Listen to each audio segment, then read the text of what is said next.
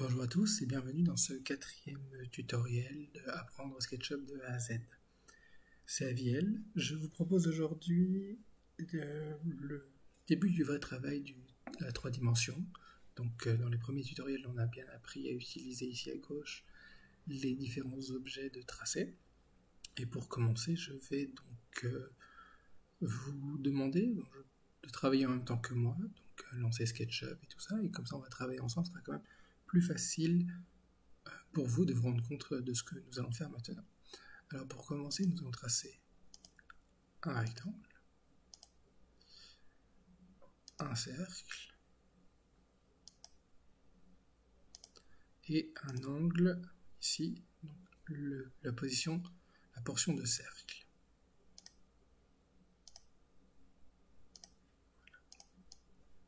Donc, nous avons bien créé les 3 éléments que nous avons appris à tracer donc, dans les différents premiers cours que je vous ai fait.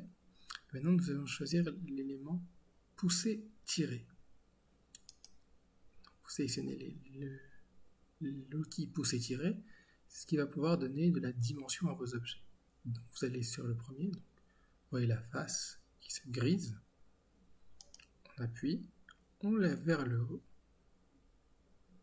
et on obtient un objet. Ça marche aussi vers le bas. Et donc voilà, vous avez obtenu vos premiers objets en 3 dimensions dans SketchUp. Voilà, on peut tourner autour. Donc on voit bien 3 objets bien différents.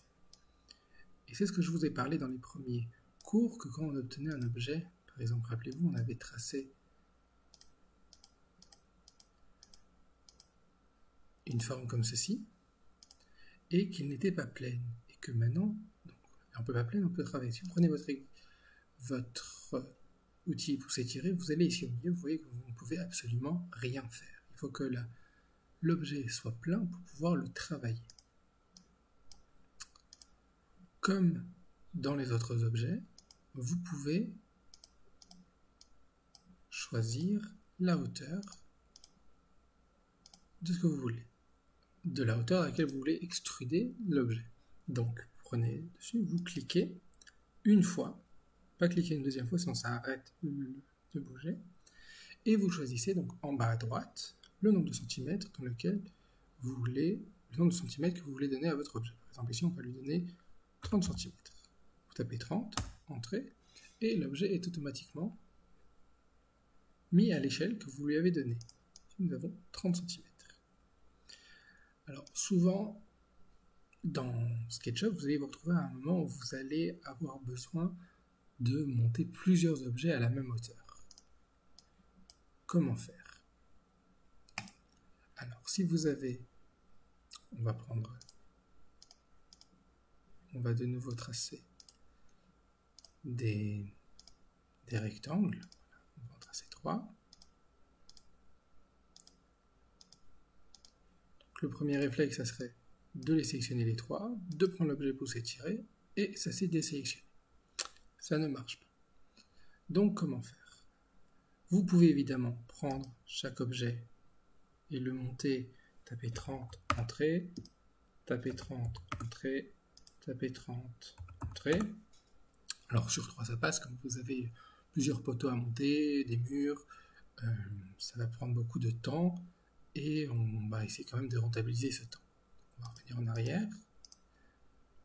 On va prendre le premier, on va monter de 30. On va aller sur le deuxième et double-cliquer sur la face qui est devenue grise. Vous voyez, il a automatiquement bougé. Je recommence. Je prends ici, je monte de 30. Je vais sur le deuxième, je double-clique, je double-clique. Alors ici, ils ont été dirigés, alors on a l'impression qu'ils ont été dirigés vers le bas, mais c'est juste qu'ils ont mal été positionnés à la base. Je recommence avec 3 ronds. Ça marche tout aussi bien avec les cercles. On monte, on double-clique et on double-clique. Voilà. Donc là, vous n'avez pas eu le sentiment qu'ils descendaient parce que je les ai bien mis tous les 3 à la bonne hauteur, à la même hauteur. Donc on peut évidemment continuer. On va par exemple tracer un carré sur ces ronds. Voilà. Et de nouveau, maintenant, nous avons deux formes qui se sont mises. Donc vous avez celui-là. Et si vous montez, par exemple, celui-là, ben, ça va monter sans le carré. Si vous descendez, ça va vous laisser le carré. Si vous vous mettez sur le carré, vous allez trouver le point de magnétisme. Donc il va se coller à cet endroit-là. Vous cliquez, il est revenu au point A. Vous pouvez faire la même chose avec le rectangle milieu.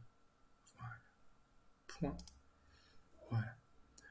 On peut aussi donc on peut monter, voilà.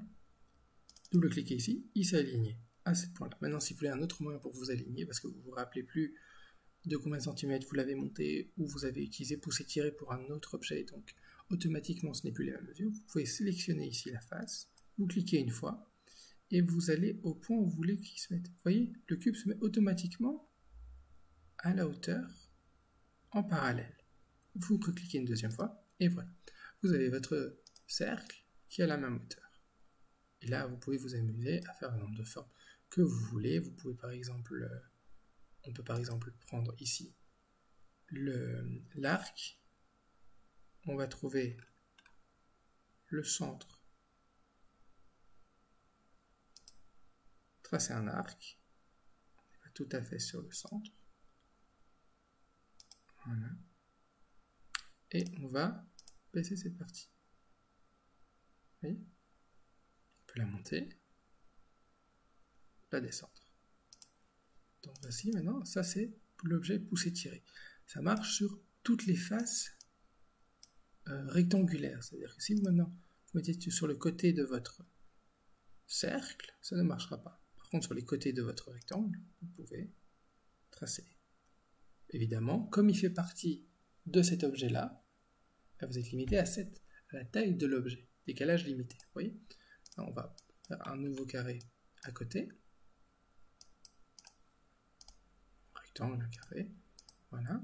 On va l'extruder. Et maintenant, vous pouvez jouer sur chaque face. Vous pouvez agrandir une face. Vous pouvez diminuer une face autant de fois que vous le voulez. Voilà. C'est cet outil qui va vous servir à faire par exemple les fenêtres, les trous dans les murs pour les fenêtres. Donc je vais vous montrer. Vous allez créer votre rectangle qui va être votre mur, comme ceci. On va l'extruder, on va dire de 2 mètres, 200 cm, je suis en cm chez moi. Vous allez tracer dessus un autre rectangle. Vous voyez bien, là on est sur la ligne verte. Sur l'axe vert, ça ne marchera pas, on a besoin d'être sur l'axe bleu. Donc je vous réexplique comment on obtient. L'axe bleu, on appuie sur la flèche du haut, hop, automatiquement il s'est mis sur l'axe bleu. On clique une fois. Voilà, nous avons un deuxième rectangle fait sur le premier. Bien indépendant, on voit bien qu'on peut travailler sur les deux groupes. Et l'objet pouce-étiré. Vous allez pousser vers l'intérieur jusqu'à ce que vous voyez apparaître sur la face. Vous voyez bien que la face à l'arrière est grise et gris bleuté. Vous cliquez et nous avons obtenu un trou. On peut faire un deuxième, ici. Voilà. Et comme on travaille sur la même structure, le même mur, donc la même profondeur, on va double-cliquer sur cet espace-là. Et voilà, nous avons obtenu un deuxième trou. Et vous avez obtenu donc vos premières fenêtres sur un mur. Fenêtre, porte, passage, tout ce que vous désirez. Faire un trou dans un objet se passe comme ceci. Vous pouvez le faire sur un cercle. On va tracer un cercle sur notre cercle. Voilà. L'objet pouce-étiré. On va le faire entrer.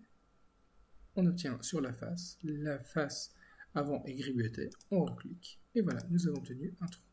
On peut passer. Le trou, il est bien complet de chaque côté. J'espère que ce tutoriel vous a plu. Je vous invite à liker la vidéo et à vous abonner à ma page pour continuer à voir les différents cours qui vont sortir sur Apprendre SketchUp de A à Z. Merci, bonne journée.